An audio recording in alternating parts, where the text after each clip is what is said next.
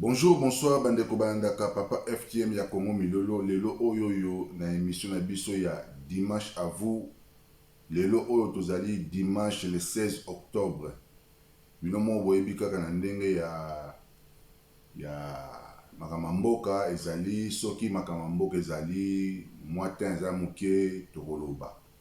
Yo pe place yo zali ndeko congolais kozanga te ya koloba makambo ya mboka na yo kosplikaka bana baenjeu politique kosplikaka bana mboka na yo eza na kita ya makasi complicité ya ba occidentaux nde mutu bazosalaka mboka wana ezala toujours na nsima tozala toujours l'échec malgré tout ba nyonso oyo toza nango mais il y a rien qui marche. Malheureusement, tokutana pe na ba politiciens oyoyo balingi mboka wana te. Malgré tout, baza ba congolais mais balingi na bango mboka wana te.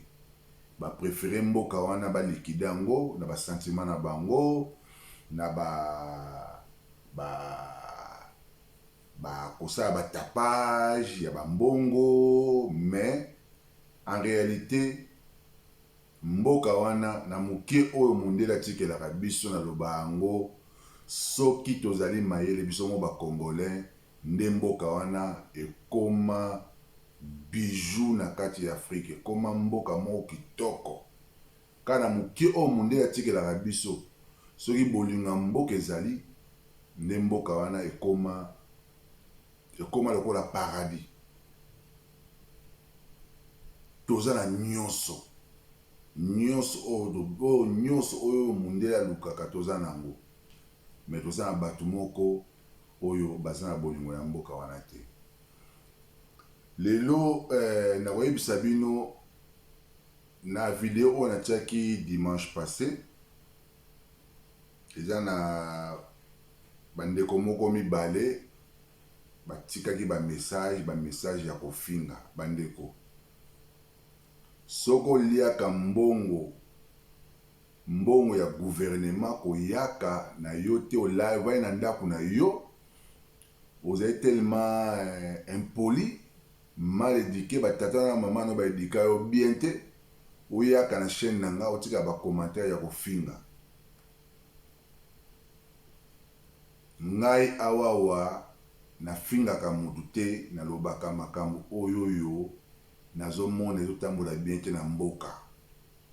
Soki yokangi na yo misu, même makambo ozomona ezotambola bien te, yokangi misu mpo na sentiment na yo, parce que oliaka mbongo, bapesa ko supa ngombe oliaka, okanga na yo misu, okotana na système, boliaka ba mbongo ya mboka wana, koyaka awa te oyaka kotikaka ba commentaire moko boye pola ya kofinga. So oza ba idea malamu yaka opesi ba idea malamu bakoyoka yo. Andeko na moni naza na mwa sujet moko boye, na moni tolobela mwa likambo boye ezali bien, nga nazolinga nde ba idea wana. Andeko mena moni to améliorer chaîne na yo, bo tokosala ndenge nini, nalingi ba idea ndenge wana. Critiquer ngai na ndenge ba chaîne, na ndenge peut-être ba image, na comprendre yo. Marama mboka te, le pays va mal, très mal. Do soki yo sala na ba jeune na oliaka supa ngome na yo, ovandi tata na mama no ba edika o mabe. Oya kofinaka batu awawa, donc oya kolengisa batu awa te. Nazoloba no oya kolengisa batu awa te, na mona ba kombo na bino, botika ba commentaire. Waka olengisa bato awa te. Donc oza wana olesaka mutu te awa. D'accord? Nga aliaka na YouTube te, na salaka bato bayebi nga na salaka. Na mga tongo na salaka musala na ngai pona lia. D'accord? Aliaka mbonga politique te, na abe politicien te. Na aga congolais conscient oyo nazomona makambo mboka ezokende bien te, fona loba. Na fingaka mutu te, na pesa nde ba idée. Bon, na tiki maksije wana nakobanda na makambu ya les images choc ba image oyoyo ya semaine oyoyo epesi ngai pasi mingi na motema ezali ba image ya ba M23 bazo défier FRDC na yesu ba image ya bomonaki yango me epesi ngai natali image wana nakanisi bina Mobutu. En tout cas bandeko natali image wana na bien ngwendu IVCC ozali na mabe na yo me te nakanisi penya Mobutu ko me foyoka arrogance ya bato wana nde baza koloba FRDC osala eloko moto ozala na Bunagana baya awa zamenanga yango bapoliticien congolais vraiment est-ce que ba image oyo biso tomonaka na baréseau sociaux bino omona yango te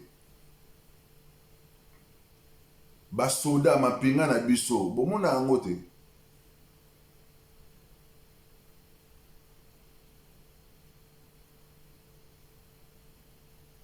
sans plus tarder na kotiela bino image oyoyo ya ndenge baza ko basoda M23 baza ko défier FRDC. Tout dans la image.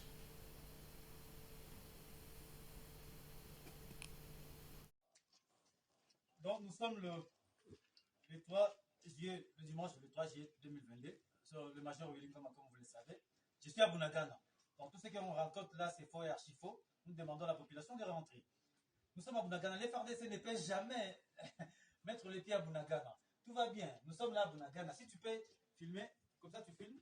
Je suis à Bunagana à la frontière, donc tout va bien.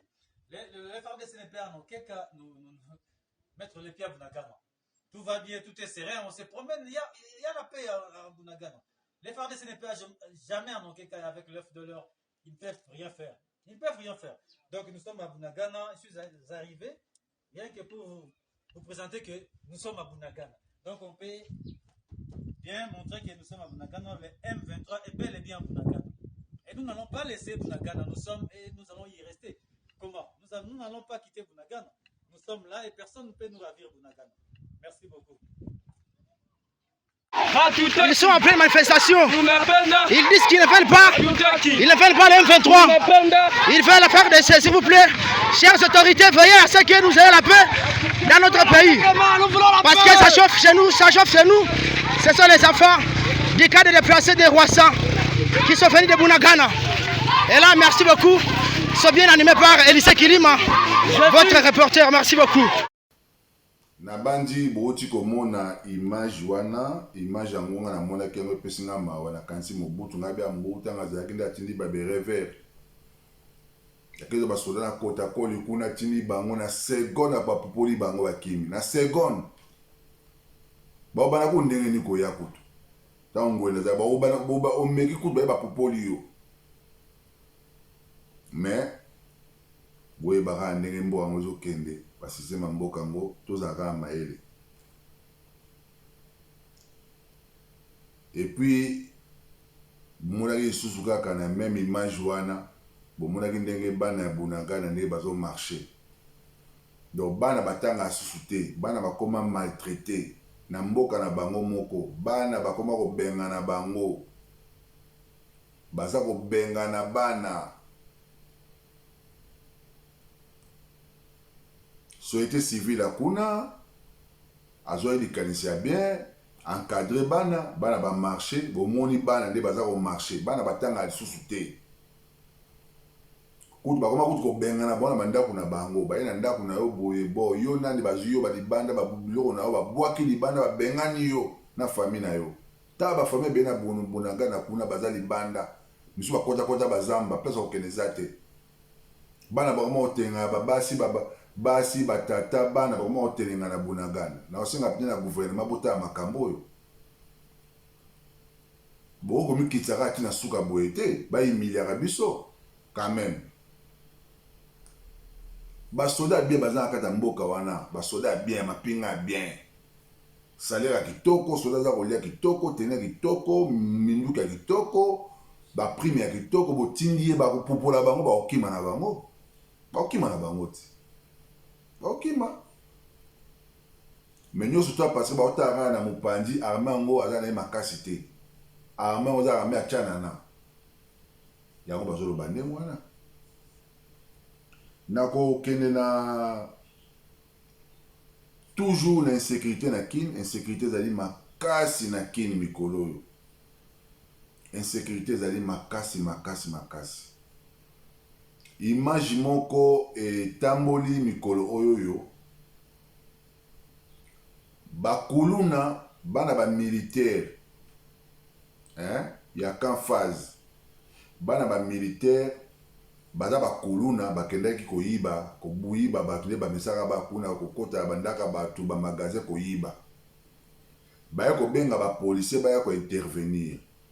Tango ba policier baye ba para ba kuluna wana bana ba militaire. Ba tata na bango baye na minduki bazo beta ba policier minduki na barumbu. Na barumbu donc on a ba militaire bazo beta penza masasi ba policier ba kimi policier mon kuto azokaki. Mais image en moyen na tchela bino ne policier azokaki exact pour na YouTube alinga ba image ndenge wana te. Policier moko azoki na lisasi. Mais nalobi mais ba bala baza ko beta ba bal perdu on ko kuta na mutu moko boezu yo kufi.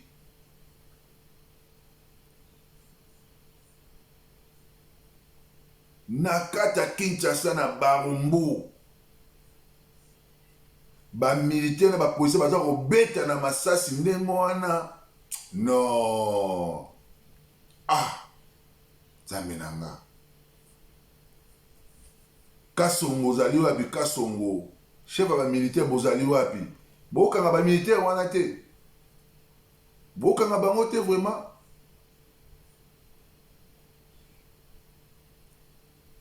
Soki nakata kini bozo ko rakutu ko sisa moi ba confirme mike wana te mais ça grave. Soldat place ne zali fo na camp. Yo militaire place ne zali fo na camp.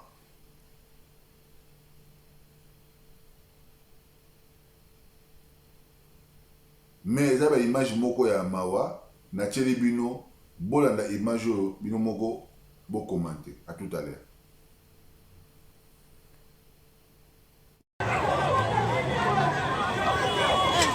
Basoda babimi na camp Faza bazo soutenir bana bango ba sa ku na quartier. Yo ko kamwa mambole kana kino yo. Basoda babimi ba sa ku na sika mona bana. Ba beta masasi ba policier. Ba policier baza mopanza koto yo. Kuna bana basoda pe babimi na papa na ba arme. Bazoki déjà policier. Kala kukamwa makambo ya bonze le Kinshasa.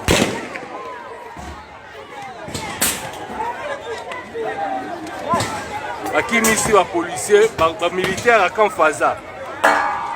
Botoza na beni mukelenge. Arrêtez de faire ça madame. Bazana arme tika. Babimi bazobuka bandako ya batu. Ba militaire ba kimisi ba poli ba chasser ba policier. Abenga ba garçon na boya, abenga ba bana bango baya. Azo benga bana bango baya ba bumbisa ba to quartier. Donc ba ko bana camp Faza ba continue cité na sima ya hôtel Babel. Somme. Toza na Barumbu na sima ya hôtel Babel.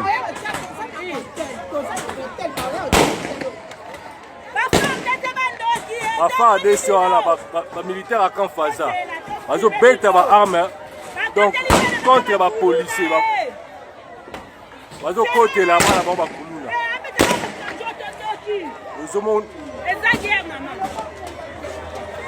bon, la Kinshasa, c'est aussi sa maman. Bon, la Est, n'est pas vraiment. Bachi. Maman Miké na Kinshasa. Aux hommes, on va battre les militaires. Yo kanenge bati panique na quartier. Mama ba kita. Yo. Kita mutu na yo. Kita za mutu ameta ba likolo yo. Dilongwana.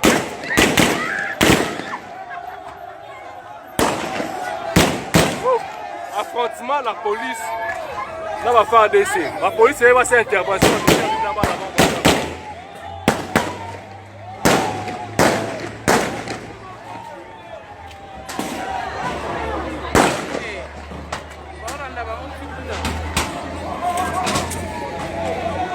la oh, ba militaire ba côté li ba tout na kati ya ba venu.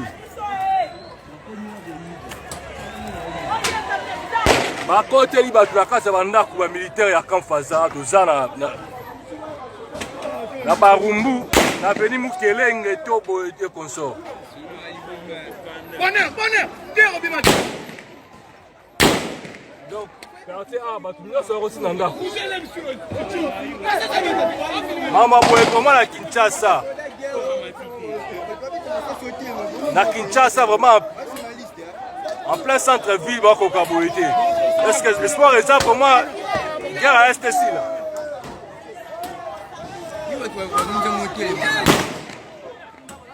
Ba militaire à camp Faza ba koti na bandaka bato bazo piller. Na bana bango. Tala ndenge baosala na miso ba parents na bango. Bazo couvrir bango tala.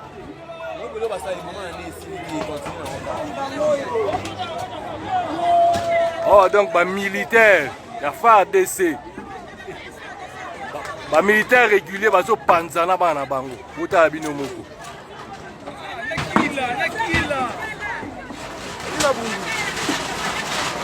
Mota ne bazo panzanda kwa bato. Bazo panza. Donc ba beti la police masasi. Les policiers les policiers sont déjà blessés. Vite conduit à l'hôpital.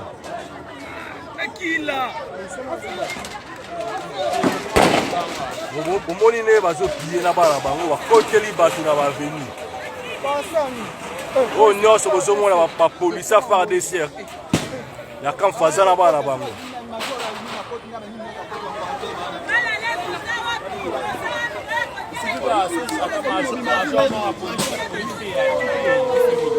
Donc fatigue vraiment au Cameroun. On va comme bête si on va battre banda kulikolo. Bana wana bazokota tina butu basala désordre. Soki police intervenir ba parents la bango ba bimi bazo soutenir bango. Bango wana na arme. Bozomona.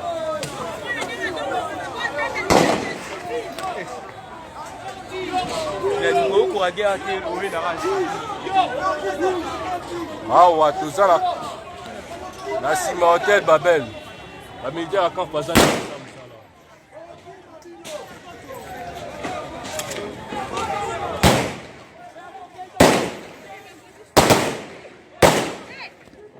Voilà la police.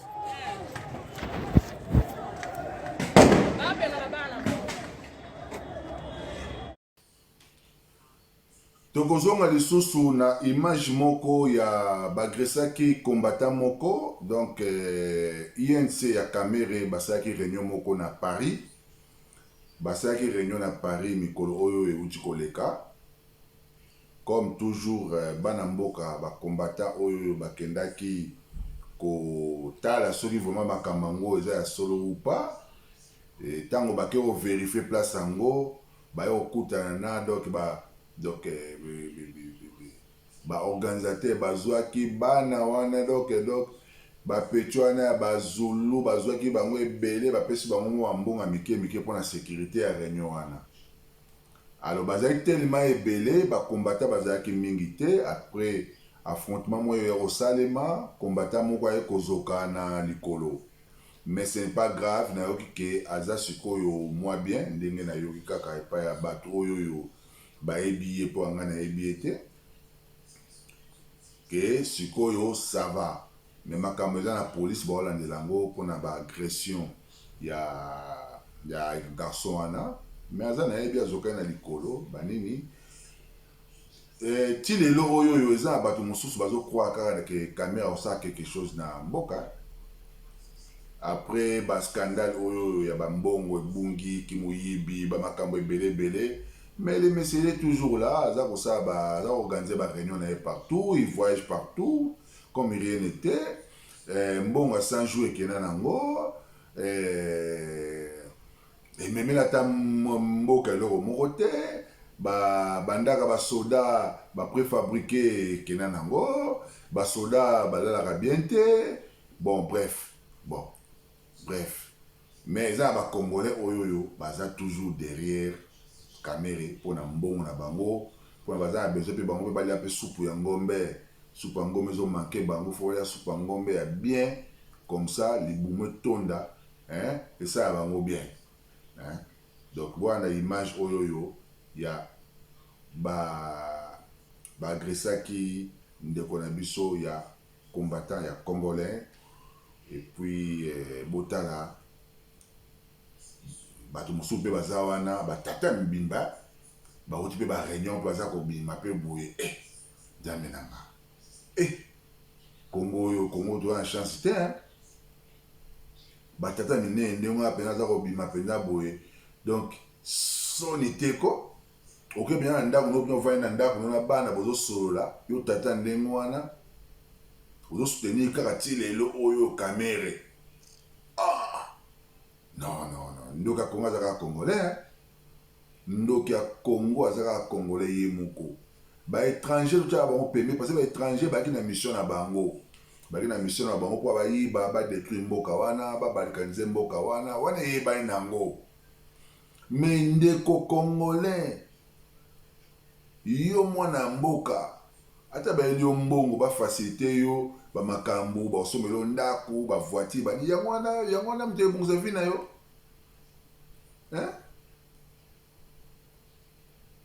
la plupart ya bandako oyo bamikonzi wana batongaka bakendaka kotia bambongo na bango partout na Singapour, Thaïlande, bakoma kokende partout kotia bambongo na bango kotonga bandako partout mokolo kokufa esili nango bakonza mboka na baozwa biloko na yo wana bakoteka ndako na yo bakolia mbongo na yo wana même famille no bakolia mbongo te malamu investir na mboka na yo tamso kotika na moi quelque chose mais mokolo ezali justice ya malamu oya na mboka wana mutu moko omema justice na mboka wana mutu nyonso to ayiba mbongo ya leta akoleka devant la barre akosamba soki abimisi mbongo te bakosaisir babien wana nyonso aza nango même à l'étranger bakosaisir yango mbongo wana ekotekama mbongo ekozonga na mboka pepe azokufa na nzala boza ata ya mawa te ya pepe wana azokufa na nzala me boza wana kaka bovandi kaka bozopete kaka yo moko oa conscient ke bano bazokufa me oza kaka wana olingi ozala kaka wana eza pasi natiki bino boyanda image oyoyo ya makambo ya kamere tout à l'heure babitu oleka mingi ta bambila batiki kombata jipe mbeli na lokolo bango bayaki ebele biso taki mokema ngai bameki kutu kotushe ngai te me yango bambila baye sikoyo tozokota kuna na kati tozopanza bango kuna na kati na mbila voilà ok tozokende sikoyo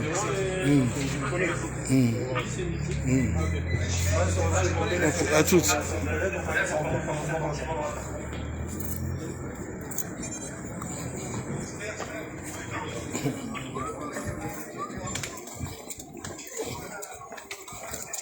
Il y a d'autres heures, on prend quoi? Il y a 21 heures là. Ok.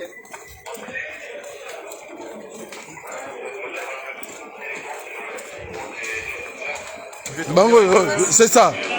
C'est là.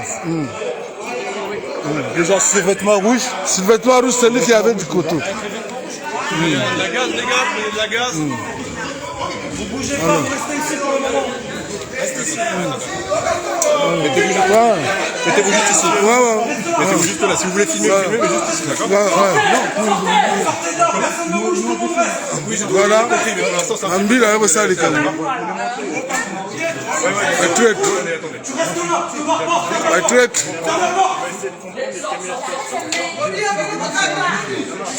botala bajene bo batraite bajene bo batraite tala bajene bo batraite bajene ah eza combat monene ezali awa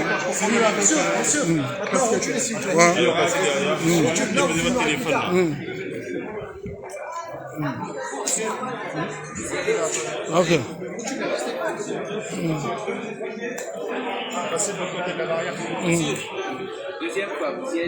ok merci ok merci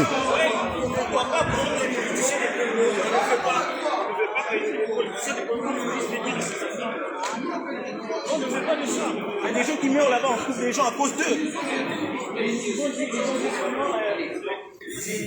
Ils l'ont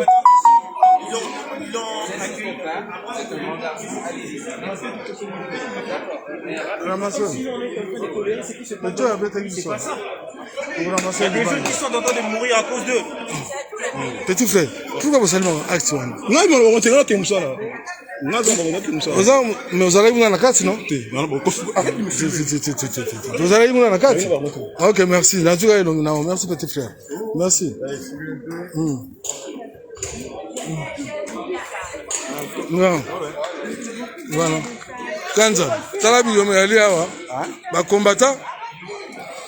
Ouais, tu en as vu chez lui.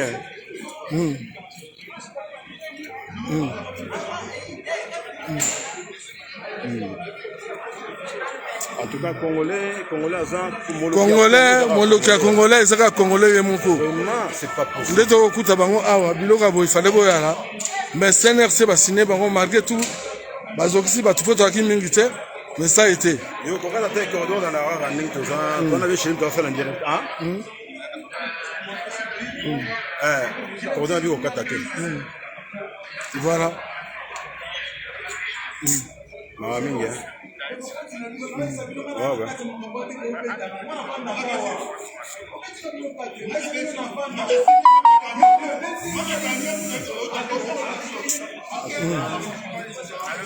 Congolais.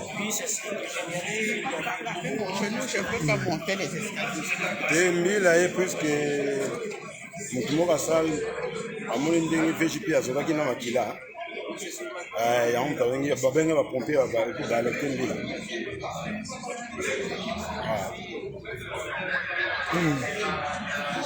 Ma maître bango bazwaki, ma maître na bakei. Bato aki 6 baki pe 80 mètres. Siko bino bovani na banda kuna bino. Bato mususu mutwa yoka pasi ba osufiri. Bambila ba ebele. Ebebi. Tu récupérer mon tour dans le Kosovo. Tu récupérer. Nabi, tu veux récupérer.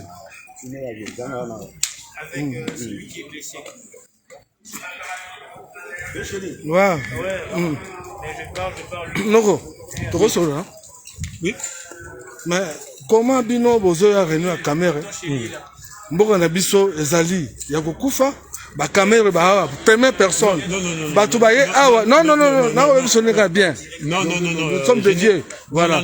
Voilà. Non. J'étais invité et puis na yokoyoka et puis voilà.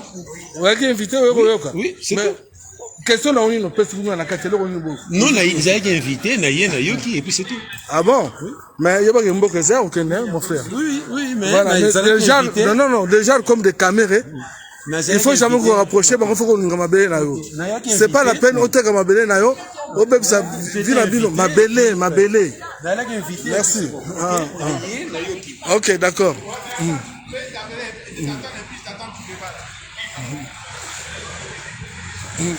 Ah ouais, les Aéroyinda. Bati Jean-Pierre J. Pembeli. On a touché les combattants. Mais Igwe. Touché était tout le monde approché pour aller à Simanga dans tout non. Voilà.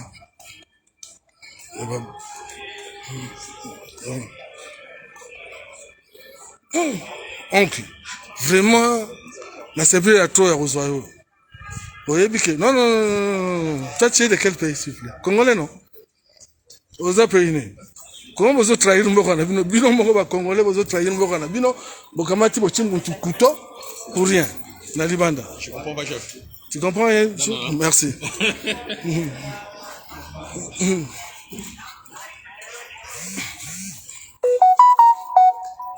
Nazoyeb sabino ke babeti ba 4 combattants babundisi bango mabe awa avec au moins 200 jeunes.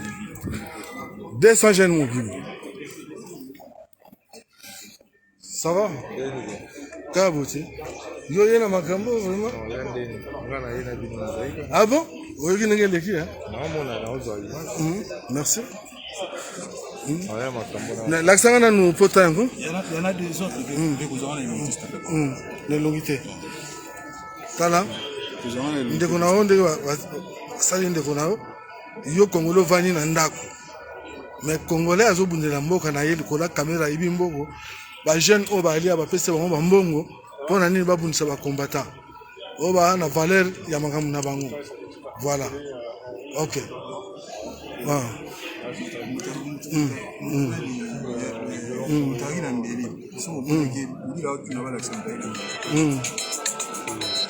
Nana za kuna siku. Mutu na za kuna. La petite fille was bango. Voilà. Tama ngombiza vi awa. Tuzozela bango siku na dibanda kuna siku. Nakozalaka toujours na makambo ya insécurité. Image moko oyo ndeko moko afilmaki na niveau ya Kine na route Mokali na frontière entre Tchangu na Ntsele.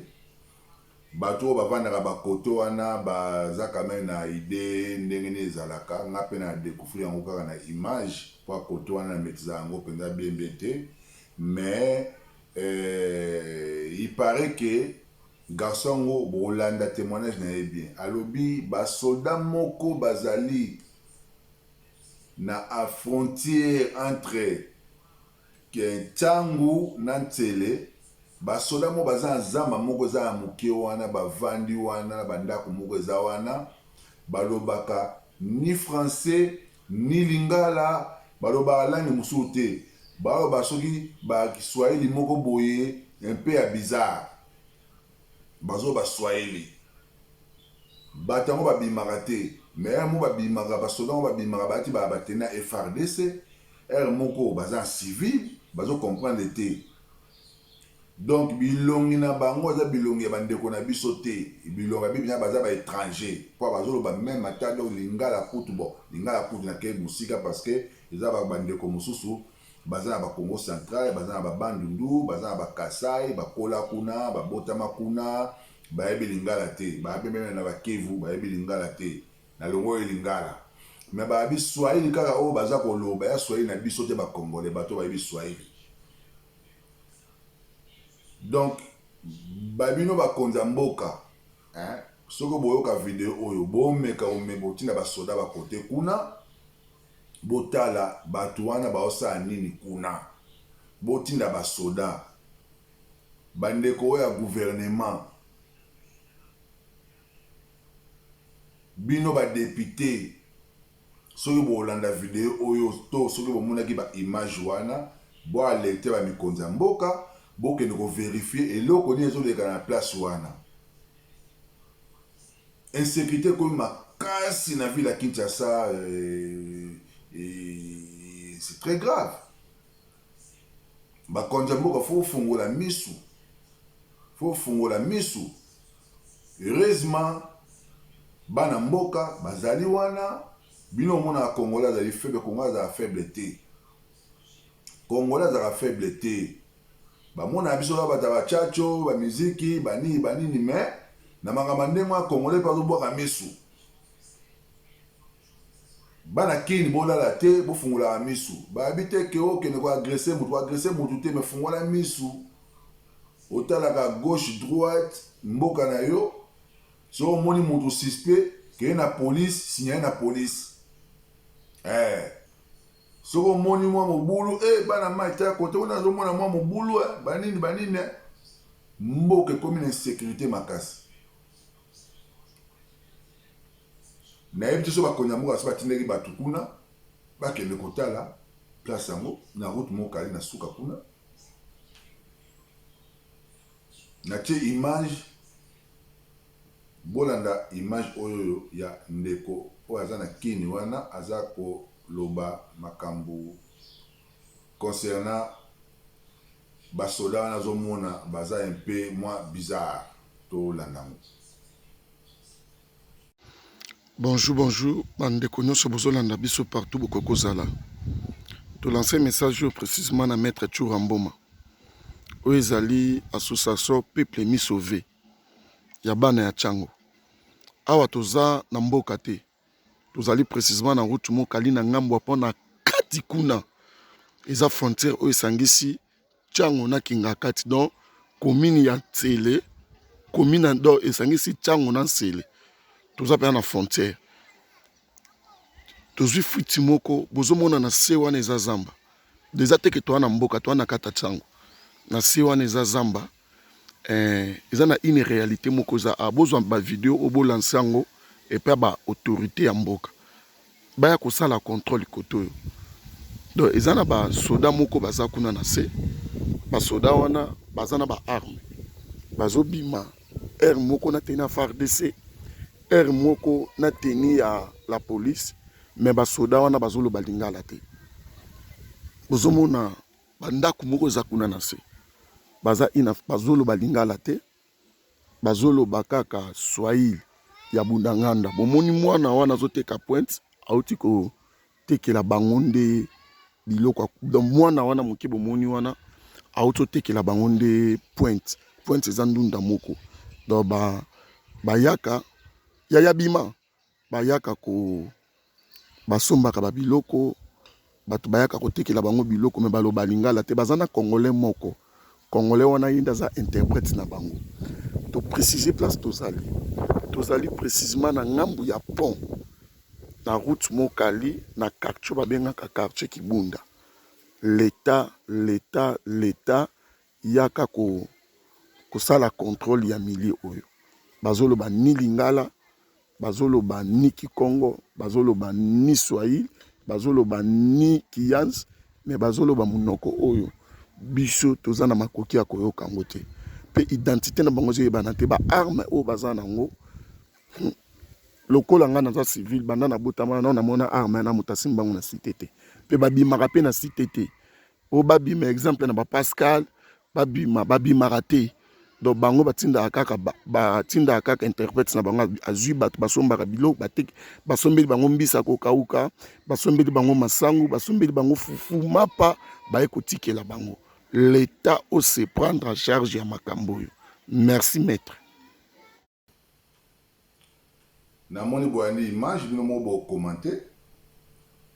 Naza image ya suka yango nazolo bakaka insécurité na mboka na biso policier akoma lokola clochard, tellement bazali mal payé, impayé, baliaka bien te, soda koma na ye, policier koma na ye ka shida, kanga na ye ka batu banili. Naza image moko na otela bino, mais naza ko douter image yango, naza ko douter na image yango, mais faut mona policier. Ndenge ba civil baza ko bamba ba kita plastique baza ko kita plastique boka na nzoto ya policier. Donc policier donc na kini policier asila na valeur. Policier asila valeur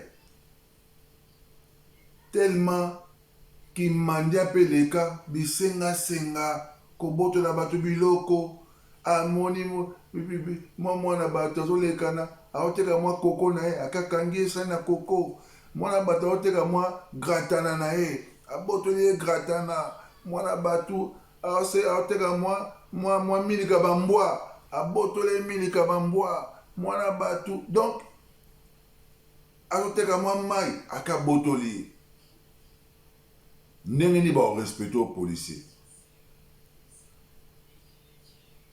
Biso tango tozokola tanga mobu tozalaki policier aza mutu ya deux fois te militaire coûte interdit militaire dans nzela coûte donc so militaire ba mobile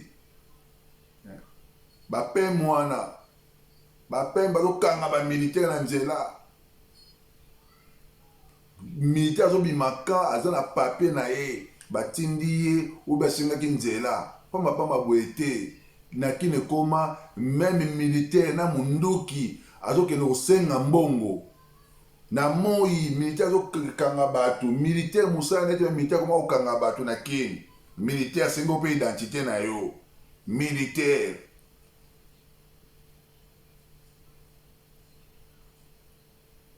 il faut bocha ordre bozo na système à Mobutu bo créer ba police mobile ba PEM bo yebisa soda place on na camp mais on va na kani nzala soda ba futa qui était 2 mois 3 mois 6 mois un pays azolia BNT faut bimara na kant ake lukat apena mwasi na bana moto connaît bon mais moto comprend sous bango moto linga ke basa la na kame mo boye pe bango pe vina bango pe baza mwasi na bana baza pe na bana ebele boyeka basola so ne babotaka bana pe belé bosikoyo viango ozoyeba te moko boye bota azala na kan moko boye nzala pe na kan fa bima donc l'état zoba policier éduquer bango former bango bien baliaka bien bazoka ba salaire na bango ba vaya na coin na bango militaire vana na camp zwambongo na yo salaire na yo zoba prime na yo liaka bien vaya na camp ça ba entraînement toza besoin ba soda o boke buna ba este o boke na ba bandundu kuna ko sisa bitumba wana bitumba o tozo yebela tene nezo bima de gauche à droite donc toka ba polémique za tellement belé tozo yoka ezamawa na kotika bino na image ya Poutine image moko ya eza ya ba 4 minutes comme ça bola na Poutine ndenge discours ne asuka apesaki na juga mwa extrait moko na tcheli bino pona esa bino mwa ba idée en tout cas pona mokolo lelo na tiki bino bolanda discours ya Poutine et puis tokutani dimanche oyo ezali koya bon manquete ya kopartager ya koaimer ya kokommente ba vidéo oyo ya Papa FTM ya Congo Milolo TV bo panzango partout c'est gratuit oyo aza na besoin otila ba commentaire malamu atika ba commentaire malamu oyo moi to améliorer chaîne conseil ba boya ngote conseil ezali gratuit so moi eloka malamu te oyebisi ngai na kosa tuna améliorer bien sûr nan zo ba matos penza ya bien te mais ba matos ya mike na za nango yango na osala ba vidéo ce qui est important pour le moment ba message za kokende na remercier ba ndeko nyonso oyo ba like ki ba vidéo na ngai bo like ba vidéo ko like vidéo eza nango esengi na mbongo te na sengi na ngai mbongo te like vidéo partageons partout na ba mista na yo soko kata ndambu panza c'est pas un problème na tiki bino po mukula lelo bon dimanche na ba famille na bino na pesi bato ba fêter ba anniversaire na bango na mois oyo ya octobre ba joyeux anniversaire bato oyo ba bungisaki bandeko na bango en tout cas ba mes condoléances Congo Milolo azokanisa bino botika malamu au revoir bye bye ciao tokutani dimanche prochain na 14h tous les dimanches na 14h vidéo et kokota c'est pour ça qu'il faut s'abonner parce que cette vidéo koti et comme la yo même na tablette na yo na ba iPad na télévision au monde nango partout yo tala ba vidéo à YouTube et comme la yo mais il faut vraiment s'abonner. Il faut s'abonner massivement pour partager ma vidéo ya Papa FTM mwana ya mboka naza wana pona kolobela makamu ya mboka naza wana pona kofinga mutu te ko critiquer mutu te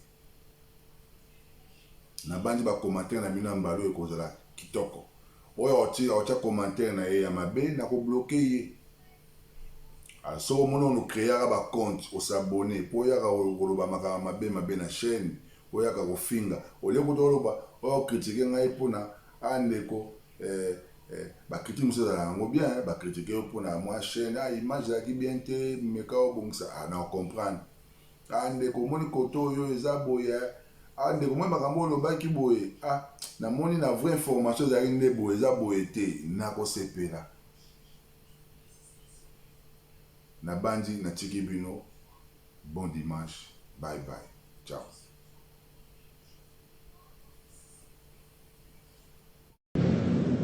Le président de la Fédération de Russie, Vladimir Vladimirovitch Poutine.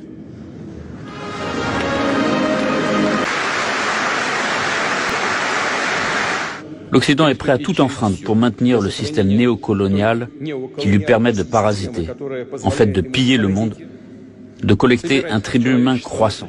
La Russie est une grande puissance millénaire, un pays civilisation, et elle ne vivra pas selon de telles règles. Cet Occident n'a aucun droit moral, elle discrimine et dissocie les peuples entre ceux de première catégorie et les autres. Nous n'avons jamais accepté ce nationalisme et ce racisme politique, et nous ne le ferons jamais. Il est bon de rappeler à l'Occident qui a commencé sa politique colonialiste, la traite des esclaves, du génocide de peuplades indiennes, du pillage de l'Inde, de l'Afrique, exterminer délibérément des ethnies entières pour s'emparer de leurs terres et de leurs ressources. Ils ont organisé une véritable chasse à l'homme, comme s'il s'agissait de bêtes. Ceci est contraire à la nature même de l'homme, à la vérité, à la liberté et à la justice. L'ordre de ce monde unipolaire est par essence antidémocratique et liberticide. Il est profondément faux et hypocrite. C'est absolument honteux. Honteux pour ceux qui le font, honteux pour ceux qui, comme des esclaves, avalent en silence et sans broncher cette insolence. Le diktat américain repose sur la force brute, la loi du plus fort.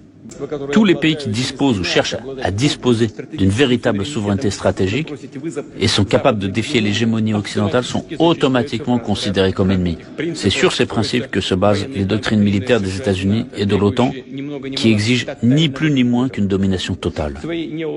Les élites occidentales présentent leurs projets néocoloniaux d'une manière aussi hypocrite, prétendant avoir un esprit pacifique, en parlant d'une certaine dissuasion.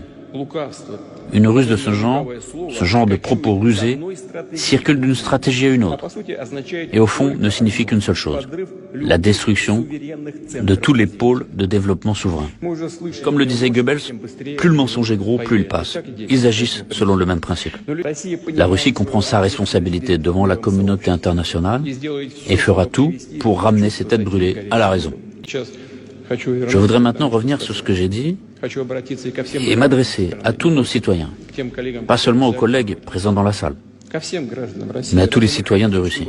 Voulons-nous vraiment avoir ici, dans notre pays, au lieu d'un papa et d'une maman, un parent numéro 1, un numéro 2 ou un numéro 3 ?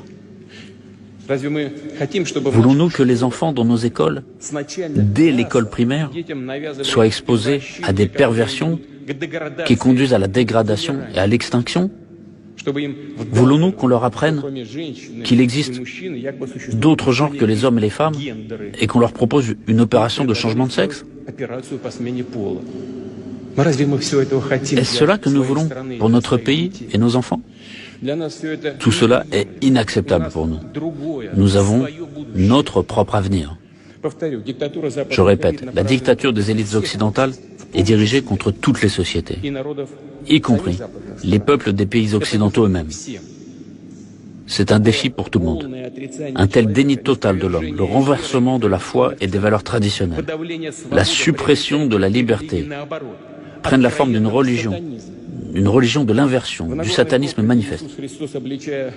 Dans le Sermon sur la montagne, Jésus-Christ dit en dénonçant les faux prophètes, « C'est à leurs fruits que vous les reconnaîtrez. » Et ces fruits empoisonnés sont déjà évidents pour tout le monde. Pour les générations futures, pour nos enfants, petits-enfants et arrière-petits-enfants, nous devons les protéger de l'asservissement, des expériences monstrueuses qui visent à mutiler leur conscience et leur âme. L'effondrement initié de l'hégémonie occidentale est irréversible. Je tiens à le répéter encore une fois. Il n'en ira plus comme auparavant.